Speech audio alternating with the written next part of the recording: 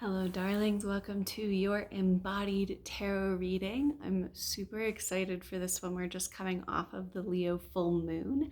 And I actually pulled these cards yesterday on the full moon so that they would be really ripe for the energy that we're carrying with us. While the moon technically transits out of Leo and into Virgo tomorrow, this energy is it's like kicking off the second half of this lunar cycle.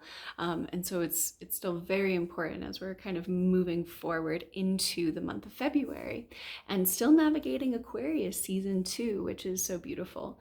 Aquarius and Leo really beautifully blend together. You know, Aquarius is all about radical individuality at the service of the collective, and the Leo energy really helps us to arrive in that individuality, to show up fully in it, and to let ourselves be seen in it.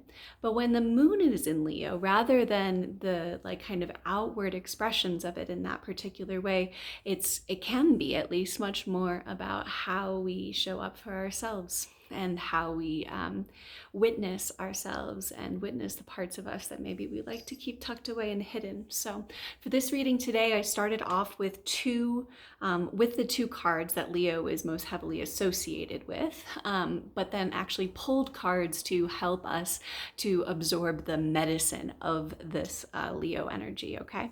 So the first card I want to talk about is Strength. Now, Strength is it is ruled by Leo. So this is really heavily tied, as you can tell with the lion head on there, that we have this Leo energy here. On the surface level, sometimes we can think of strength as being this very power-oriented, masculine, linear sort of concept of strength and power, you know? But what I love about the way that the tarot approaches it, almost every description and a way that strength is portrayed has this other layer to it, this gentle softening. And it usually also has a person in it. And what's so fascinating to me about the images of the people in these cards is that they are never armored.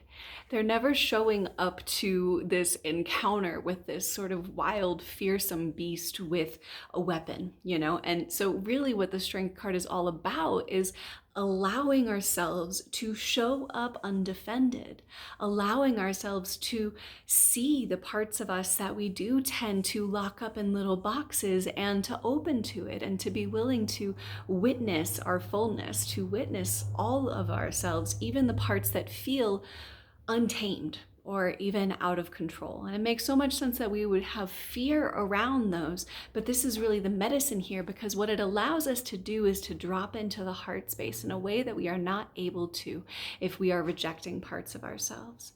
It reframes what it means to be lion-hearted when we can move through the world in this way. Now, the card that came out with Strength is the Chariot. The Chariot is another card that's all about vulnerability, but this one specifically in transitions. And so we're kind of honing in this Leo energy and saying that when we're in those middle spaces, like you can think of the Chariot is ruled by Cancer. Okay, so think of the crabs, you know, leaving their hard-shelled home to go find a new one because they have outgrown it. It's a graduation, it's a growth, it's a beautiful transition, and in that middle space, it is so vulnerable. It's so vulnerable. And can we show up to what emotions arise for us when we're in those spaces of uncertainty and fear? Can we actually allow those spaces to be teachers for us and to not try to rush out of them really, really quickly to get to the next place that will feel more comfortable, or at least we think we do. It's the bravery, really, of being willing to transition in the first place, because we could actually hang out in the old space that we've been. We could hang out there. It's comfortable there. We know that space, right? like we could just do the same things that we've been doing, but if we're going to take the invitation to grow, then we're going to need this energy and this willingness to step out of the shell and to find something else. Then we have the Sun card. Now, Strength, you know, each tarot card has a zodiac sign and a planet associated with it. The planet associated with Strength is the sun, and that leads us to the Sun card, which is also associated with the planet the sun. Surprise, surprise, right? Now, oftentimes when this card comes out, the immediate sort of visceral response is like, oh, this is a happy card. Oh, this is a joyous card. This is a great thing. And it can be great and beautiful. And I think it really captures some of the vibrant and almost showy, but I don't mean that in a bad way, like just out there and willing to be seen energy that we have during Leo season so often. But the sun, when we think about that, we're talking about light, and this is true for the full moon too. Like both of these energies carry these qualities of illumination, of what it is to actually shine the light on things that maybe we haven't been able to see clearly. So we have this quality of clarity that's coming in here. We're working with our intuition, and we're working with bringing things out into the open. Okay, now there's also this feeling of, like, what's coming through with this card right now is this invitation to revel in our magic, to revel in ourselves, to almost be in this space of like, wow, like, look at this incredible human that I am. Look at what I've been through and what I've overcome. Look at what I've created from that, like to be in the space of gratitude for ourselves, to kind of revel in that magic. And I say this knowing that for most of us, this is an incredibly challenging thing to do. It's incredibly challenging. And actually, I'm sorry, I forgot to bring in the card that came out with this one was the Nine of Pentacles reversed.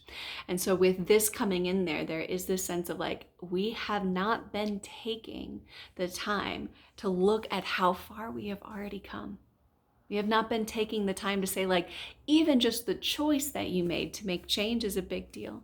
We've not been taking the time to say, man, this process that we have been in has been really freaking hard. And maybe we need a little pat on the back to, yeah, you stayed with it,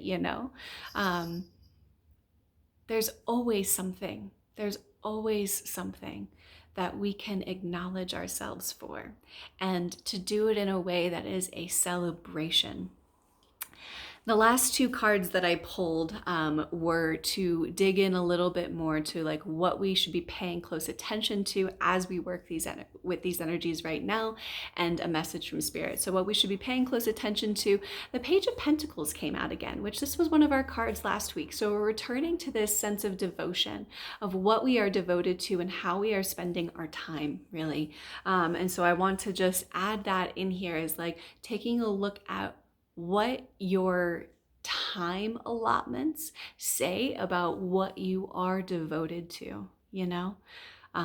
We all have a lot going on, and there, for some of us, like the bulk of our time, right, can be spent on doing things that we would not necessarily choose to be doing. So I'm not talking about that here. Like we have to pay rent and all of that stuff and take care of our loved ones. Like that's here. And in the time that we do have, where are the priorities, and where might we be invited to kind of shift just the tasks on our list, the things that we are placing value and importance on in the way that we dedicate time and energy to them. And then the message from Spirit, I thought, was just such a beautiful way to round this out, because we have the Eight of Wands. The Eight of Wands is a card of like, there is energy coming in to support this right now. It may not look like it. Like that's the thing with Eight of Wands, is it's actually, usually we don't see it yet. Usually it's like, I don't know what you're talking about. I'm not getting the support that I'm looking for. I'm not feeling like things are moving in the direction that I want to move them in. But behind the scenes, things are churning and things are happening. So while we are working with how we're spending our time, while we're inviting ourselves to look at the hard places and to look at the vulnerable places and to actually use that as motivation and inspiration for how we're going to move forward, we can also trust that even when it feels really messy, which it might for a while. We have Mercury retrograde starting tomorrow. Things are probably going to get messy. That's January 30th for those of you who are watching this at a later date. January 30th, we're going into Mercury retrograde for a few weeks. So like, it's gonna get messy, y'all. And can we be in that mess just knowing that even whatever it looks like on the outside, there is goodness coming in. There is change coming in. There may be some pit stops along the way that don't look super pretty, but it's coming because Spirit is always here to support us. And there is energy moving right now. Like we can feel this in the collective, right? There is energy moving. So we trust it. Okay. So a couple things for embodiment this week. Both of these things are practices that I would love to invite you to engage in, not just right now, but a few times this week, because the more practice we have with them, the more powerful they become and the more they integrate into our system. So the first one is lion's breath, which if you're familiar with it, you're probably just like, ooh, I'm excited to see her make that goofy face. But for the rest of you that are watching this at home, you don't have to worry about that. I'm the one that's going to do it on camera, okay? So this is a huge breath of moving energy. You know, full moons in general are about releasing things that aren't serving us. Like we are full and we got to take some things off the plate in order to make space for what wants to come through next. So we're literally going to do that with our breath. We're going to lean into the strength card and the chariot card and be in this transitional space, okay? So how lion's breath works is you take a deep inhale into your low belly. And actually, we'll first take a few inhales, just in and out through your nose.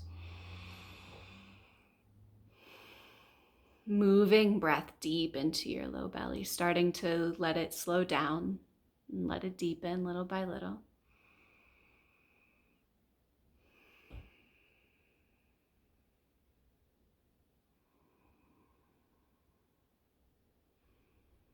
Okay, and then once you feel like you have this full kind of nourished breath happening here, you'll take an inhale, and on your exhale, you're going to open your jaw, stick out your tongue, and turn your eyes up towards the spot between your eyebrows, your third eye point, okay?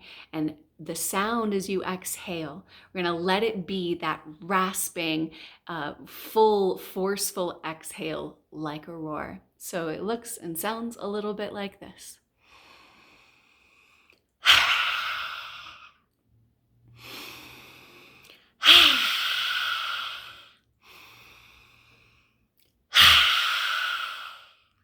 Yeah, and after you do a few rounds of that, take a moment to pause and just notice any energy shifting in your body, any buzzing, any awareness, okay?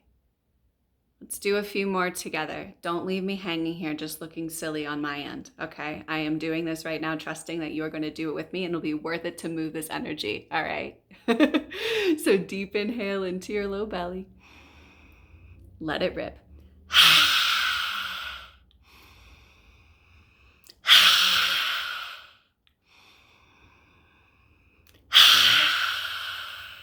Beautiful. Pause. Let your breath return to normal. And just notice what parts of your body responded to that. Maybe something even popped into your head while you were releasing in that space of like, yeah, this doesn't belong on my plate anymore. I need to make space for something else. Might be a little bit vulnerable, a little bit uncertain to make that call. But maybe there's an embodied knowing that's here right now. Yeah. The second practice I want to invite you into, and just a note with that one, you can do that as often as you like. It does tend to create a lot of energy, so I would recommend only doing a few in a row before you pause and check in. But especially if you're feeling like there's a lot happening and you're trying to kind of like stay with the movement and not get overwhelmed by it, that's a huge resource, okay? So in the second practice I want to invite you into involves some self-touch. So we're going to use the palms of our hands and all of our fingers to paint our bodies with this mantra, okay? Let me see which one I landed on. Yeah. Every part of me is worthy. Every part of me is welcome here. So we're inviting this sense of like bringing to the surface, bringing to the light the parts of us that maybe get shunted away, not because we need to ruminate on those parts, but because we need to integrate them into our beings, lest they fester, lest they hang out unaddressed, okay? But within that, as we do that, affirming to ourselves that we are whole and worthy, whatever we are bringing to the surface, okay? So I'm going to have you spread your fingers really, really wide, so wide that you feel the skin stretch between all of your fingers. Spread them wide. And take a few deep breaths as you start to bring your hands onto your shoulders and down your arms, across your chest, and saying to yourself over and over, I am worthy. Every part of me is welcome here. Paint your face with it. Paint your neck with it. Paint your hands and your arms and your belly with it. I am worthy and every part of me is welcome here. Say it over and over and over again. I am worthy and every part of me is welcome here. Feel your hands on your body, on your clothes as you affirm this to yourself. Over and over, keep going, even if it seems like just words right now and you don't believe it. And the more that you devote some energy to it, the more curious you can get about where the resistances are so that you can fully embody it. Stay with it for a few more rounds. I am worthy and every part of me is welcome here. Paint it all the way down to every single toe, to the heels and the arches of your feet, to the space behind your knees, in between your elbows, behind your ears. Get it everywhere. I am worthy and every part of me is welcome here.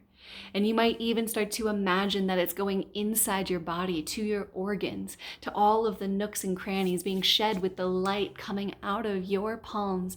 I am worthy and every part of me is welcome here. Take 3 more breaths in it, or you can keep going if you want to, but together we'll do 3 more breaths.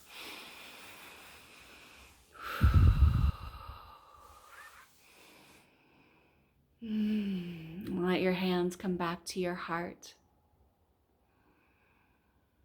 And sit for a few moments in simple observation of your breath and your body.